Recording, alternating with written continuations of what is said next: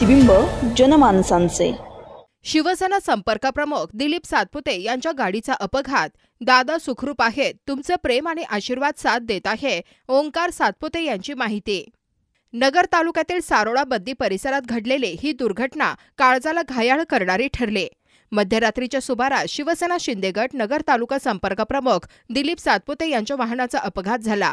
या अपघातात त्यांचे जिवलग सहकारी तलाठी महेंद्र मालनकाळे राहणार केडगाव यांचे उपचारादरम्यान दुर्दैवी निधन झाले। त्यांच्या जाण्याने अनेकांच्या डोळ्यात अश्रू तरळले।